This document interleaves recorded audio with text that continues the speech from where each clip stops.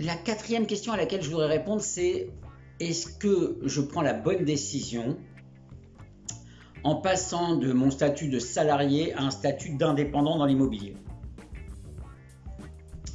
C'est peut-être la décision la plus importante que vous allez prendre dans votre vie.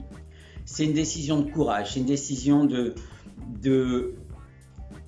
Vous allez en réalité prendre votre vie en main. Vous allez décider de ne plus avoir un patron, de ne pas avoir d'employé, de gérer votre temps.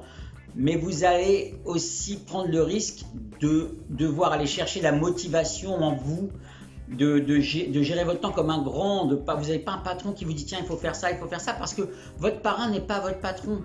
Il est là pour vous aider, il est là pour vous coacher, il est là pour vous faire progresser, mais il n'est pas là pour vous fliquer. Donc, de passer de salarié à entrepreneur, c'est quelque chose de génial si vous avez la maturité pour le faire. Voilà, il faut savoir calculer le côté risque et le côté avantage. Le côté avantage, il est énorme, hein, je vous l'ai dit, c'est la liberté de temps, c'est pas de contraintes employées au patron, c'est pas de plafond de salaire, c'est pas de gestion de temps imposée, j'ai pas d'horaire imposé, c'est tout ça. L'inconvénient, c'est qu'effectivement, j'ai plus de salaire fixe, j'ai pas de patron pour me dire ce que je dois faire. Vous voyez, c'est un avantage et un inconvénient aussi. Il faut que j'aille chercher la motivation en moi. Pourquoi quand je travaille dans mon bureau et que ma chambre est juste au-dessus, qu'est-ce qui fait que je suis à 9 h à mon bureau? Où est-ce que je vais chercher cette envie de descendre de ma chambre, de me lever, de me laver, de m'habiller et d'aller à mon bureau à 9 h alors que j'ai un étage à descendre, je pourrais rester au lit un peu plus longtemps, tout ça. Non, non, parce que je sais pourquoi je le fais. Je sais pourquoi j'ai envie d'y aller. Je sais pourquoi j'ai pris cette décision de prendre ma vie en main et d'être entrepreneur.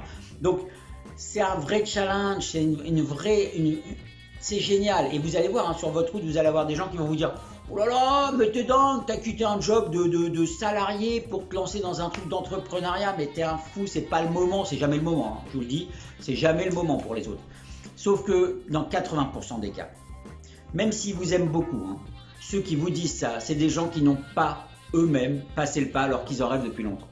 Il y a, je crois, 80% des Français qui rêvent, ou 70% des Français qui rêvent de monter leur boîte, etc. Mais il y en a combien qui passent le pas? Si vous passez le pas, vous allez voir que ceux qui n'ont pas osé passer le pas risquent de vous dire « Oh là là, mais t'es fou, c'est pas le moment, il faut pas le faire maintenant, c'est qu'est-ce que tu fais? L'immobilier, mais l'immobilier se porte super bien. » Et puis en plus, pour celui qui travaille, pour celui qui est sérieux, l'immobilier, il y a toujours du travail.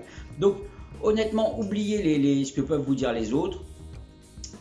Posez-vous la question, est-ce que j'ai la motivation nécessaire? Est-ce que mon pourquoi je fais ça est suffisamment fort pour me motiver, pour faire les efforts qu'il faut faire? Parce qu'il y a des efforts, c'est pas un travail simple, hein. Il y a du travail, il y a des heures à mettre, hein, il y a de l'énergie à mettre.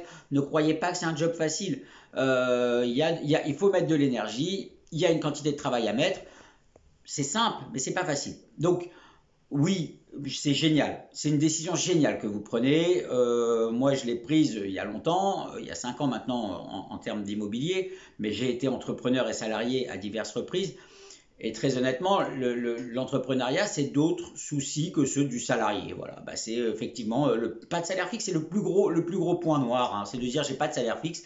Mais ce qui vient compenser ça, c'est de dire j'ai pas de plafond de salaire. Si je mets plus d'heures de travail au début, j'aurai un salaire plus important à la fin. Et ça, en salarié, ça n'existe pas. Vous allez avoir un petit bonus par-ci par-là, des miettes qu'on va vous distribuer, si on vous les donne. Parce que la plupart du temps, on va vous dire, ah bah c'est super, tu as bouclé le doté en temps et en heure. Vous avez bossé jusqu'à 22h30 la veille, mais ça, on ne voit pas. Génial, tu sais que tu me rends le dossier à l'heure, ça c'est top.